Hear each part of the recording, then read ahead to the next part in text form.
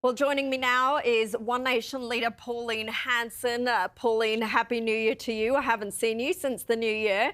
Let's start with this story. Business leader Stephen Lowy, he's called for immigration policy to be covered by the Royal Commission into the Bondi terror attack.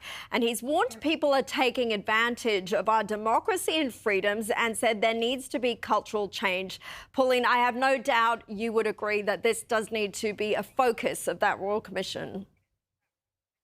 Most definitely, Caroline. He's spot on what he's saying here, and that's what I've said all along. It has to come down to the immigration, the people that we've brought into the country over the past, especially 3 decades, I'd say, and we're bringing in the wrong people into this country.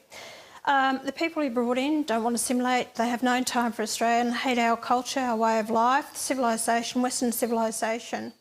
The Jewish community were the first ones to target because they're a small number of people. Have no doubt that these people who are basically Islamic fundamentalists, their ideology would have gone after Western and civilisation here in Australia.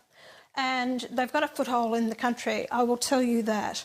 Whether these hate laws and hate speech will actually curb it, I don't know.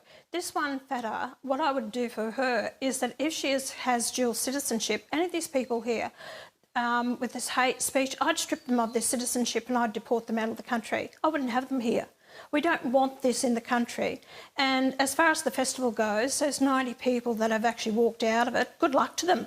I'm happy to see the back end of Peter Fitzsimmons and all the others who believe that what she's saying, what she's done is right. Your editorial was absolutely fantastic, spot on. Good on you for actually speaking up and saying what you did. Thank you, Pauline. And it's just a shame that when we talk about things like immigration and radical fundamentalist Islam, people accuse me and others of being racist, when this is a conversation we very much need to have. And I'm glad that business leaders, respected ones like Stephen Lowy, are bringing it up too. Pauline, I spoke at the top of the show about the Prime Minister recalling Parliament to look at new laws about inciting hatred against racial groups and banning groups like Hizb ut-Tahrir and neo-Nazis, the National Socialist Network. What do you think about the proposed reforms? Can you see any concerns that might be involved with them? Look, my concern is, and Chris Minson is working with the council to shut down these prayer rooms that have been set up. We don't know what's been said in them. Caroline, my concern also is in Islamic schools. Now, what I've heard from some of the community is that parents are actually assimilating, but their concern is their children are being radicalised in some of these schools or online. Radicalisation is happening, and we've been told that by Asia and by the government departments. Now, unless we actually put this spotlight onto the Islamic schools, in some of these schools, I'd have actually cameras or people there to watch it and what they're teaching, what's being said. We can't allow this just to be swept under the carpet and said there's no hatred going on here. We have to understand why we have radicalisation happening here. Why do we have so much hate in the country? And as I said, with immigration, these Middle Eastern countries won't take these people. Why are we taking them if they won't accept them? And these are Muslim countries. They don't want this type of people. We have to get hard on a lot of these countries. Don't allow them in here. I'd allow citizenship for 10 years until you can get your citizenship. No one gets citizenship. You actually break the laws here. You don't blend in. The trouble is that we've allowed them to use our laws to push their own agenda here. We've been so weak. The major political parties have allowed this to happen. I blame the political parties we got to the state. Do I have faith in the Royal Commission?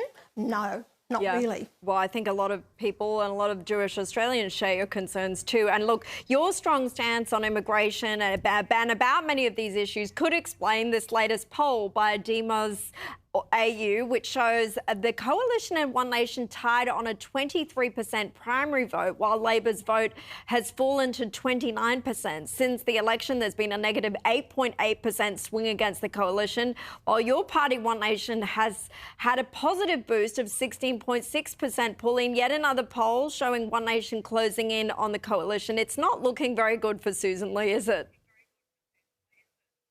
It's not for the Liberals either, because they haven't had the strong policies. People are looking for leadership. People are really hurting in this country. I think the Bondi massacre actually got people to wake up and take note. They knew it was happening. It was simmering away. But they've lost faith in the major political parties to really address this, and the coalition under Susan Lee. But I don't care who you put up there, whether it's Angus Taylor, even Andrew Hastie, that I believe is not up to scratch to take over the leadership. He's too immature. He hasn't, not across his portfolios. He'll burn himself for future down the track if he took on that leadership role, because the coalition are in dire straits. I don't think they've got the will to actually make tough decisions, because there's too many moderates in the party. So it's up to One Nation now to show that strong leadership, come out with the policies. People are looking for that strong leadership and get our country back on track. News Corp papers are reporting today your daughter Lee Hanson hopes to register her party, the party in Tasmania, to run candidates in this year's Legislative Council and local government elections. She says the party is growing because Labor and the Liberals are far too similar. This is what she had to say. The Liberals have become too moderate. They're Labor light. You can't define the difference between Labor and Liberal these days, hence why the popularity and the support for One Nation is growing, hence why the support for One Nation in Tasmania has more than increased in membership by more than 600% since the last election this year. Pauline, a lot of viewers and a lot of Conservatives would agree with that assessment. She's right, isn't she? The two parties are too similar in many of their policies and language. Exactly right, and that's why they're screaming out for One Nation down in Tasmania to be represented. But it's taken us a battle to actually get the party registered, because under the laws in Tasmania, you have to have 100 memberships, and those people's names and addresses have to be advertised in the paper. And of course, that's an invasion of privacy, so a lot of people don't want that to happen. The laws must change. This is the only place in Australia this has to happen. That's what we have to counteract, and this is done by the political parties. It can be changed by legislation. If the Premier of Tasmania would just pass legislation, we'd get over that hurdle. But this is what they do all the time to stop anyone else having to go at politics other than themselves. Yeah, I think it'll be a bit of an uphill battle to try and allow that to happen, because they would see you guys as a serious threat, as you seem shaping up to be federally as well. Pauline Hanson, thank you for your time.